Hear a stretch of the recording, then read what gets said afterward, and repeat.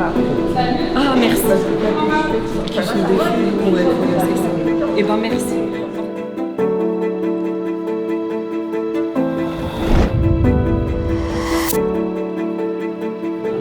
Et donc, du coup, je vais en parler avec.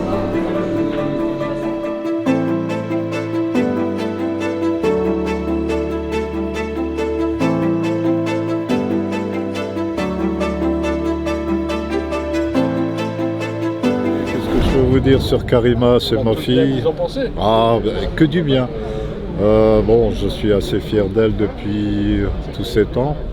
Tout ce qu'elle a essayé de faire, elle lui a mis du cœur. Elle a toujours voulu aller jusqu'au bout des choses. Bon, j'espère que cette fois-ci, ça va aboutir, parce qu'elle a eu quand même pas mal de désillusions. Il faut dire qu'on est dans un contexte ici sur la ville de Heum, c'est pas évident. Maintenant, comme c'est sur la 7e circonscription, il y a plusieurs villes. Avec une union de la gauche ? Avec une union de la gauche, plusieurs villes, peut-être qu'elle a... Mais je pense qu'elle a une grande chance. Elle a une grande chance. De voir Karima députée. Oui, ce serait un beau but là. Alors, franchement, une belle fierté pour moi aussi. Après 70 ans passés en France, que ma fille elle arrive à ce niveau, ce serait pas mal. Vraiment, ouais. J'espère qu'elle ira.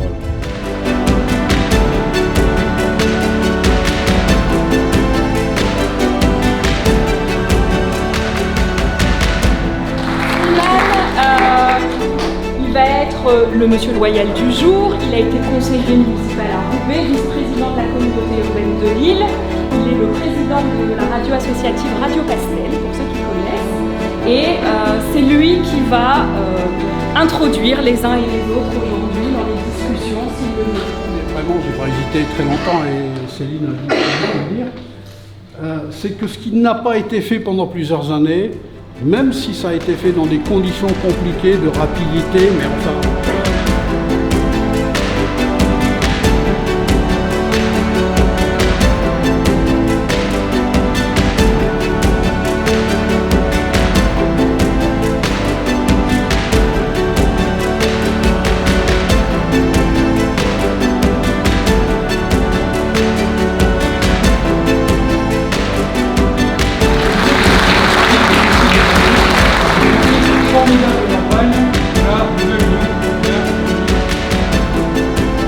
J'aime beaucoup les Karima.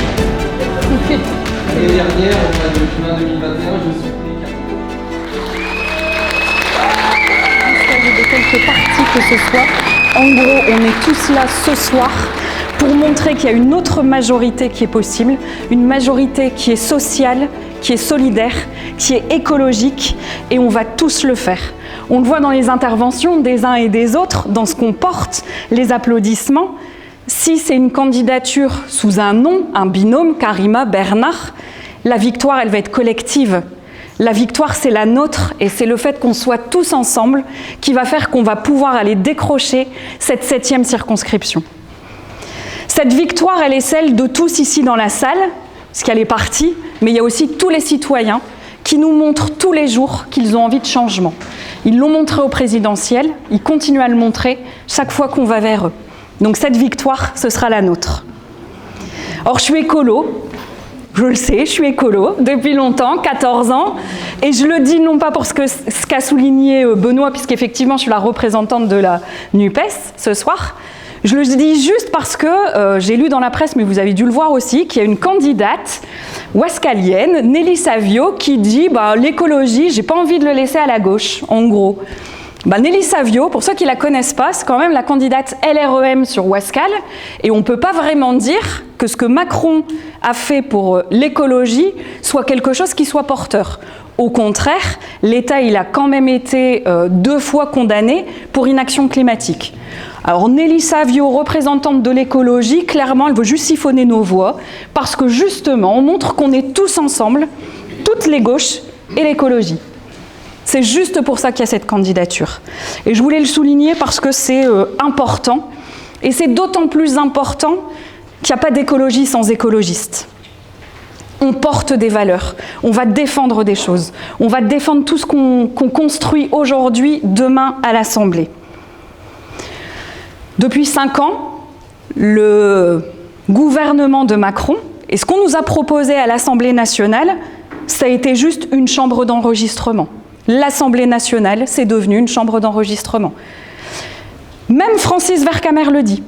Il a été député sur la 7e circonscription. Il a abandonné son mandat en 2020 pour Valérie Six, candidate de la droite, en disant de toute façon, c'est qu'une chambre d'enregistrement, j'ai rien à y faire. Donc moi, je conserve mon fauteuil de maire et puis je laisse Valérie aller être députée. Si on ne se bat pas pour ses convictions, si on n'essaye pas d'aller faire changer le fonctionnement de l'Assemblée nationale, quelque part, qu'est-ce qu'on fait en politique ? On est plusieurs élus, là, on est tous dans l'opposition, on sait ce que c'est que de mener des combats pour nos valeurs, on sait ce que c'est que de se battre et d'aller chercher l'énergie qu'on a tous en nous pour porter ça. Et donc nous, on ne fuit pas le combat, on y va. Donc voilà. L'Assemblée nationale,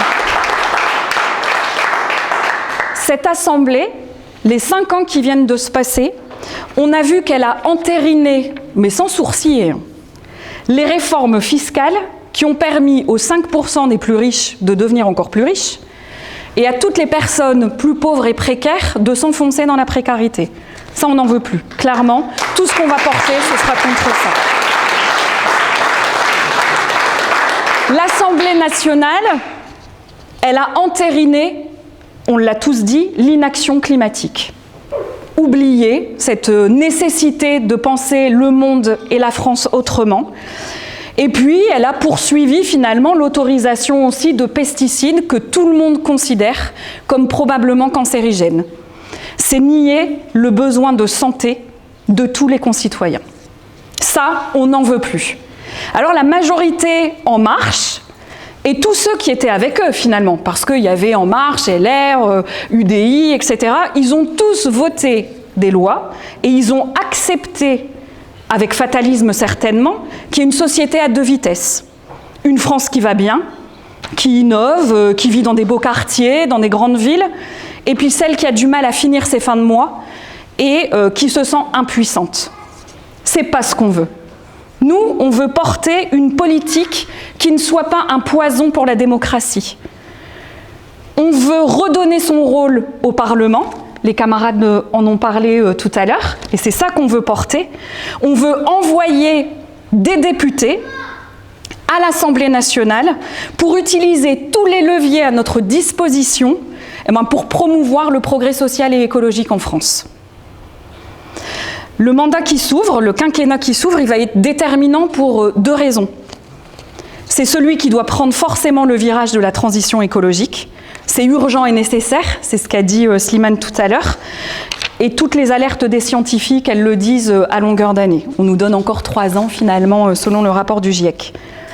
Toutes les décisions prises à l'Assemblée nationale, eh bien, elles doivent aller dans le sens, faire converger toutes les politiques dans ce sens. Elles doivent se prendre aussi avec la population. On va reprendre l'exemple de la Convention citoyenne du climat. Les citoyens se sont mobilisés, ont construit, ont fait des propositions. Ça a été balayé d'un revers de main finalement par le président Macron. C'est pas ce qu'on veut. Nous, on veut construire avec les gens et on portera tout ce qui a été construit avec eux. C'est la base de l'action parlementaire. Et le quinquennat qui s'ouvre, c'est aussi un mandat qui doit renouveler, mais profondément, les institutions. Benoît en a parlé aussi.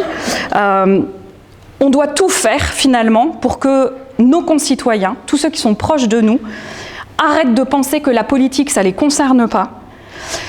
On doit arrêter de favoriser et de normaliser l'abstention, et surtout, plus que tout, les propos de l'extrême droite et du Front National. C'est juste pas possible et plus tolérable. On ne peut plus l'accepter.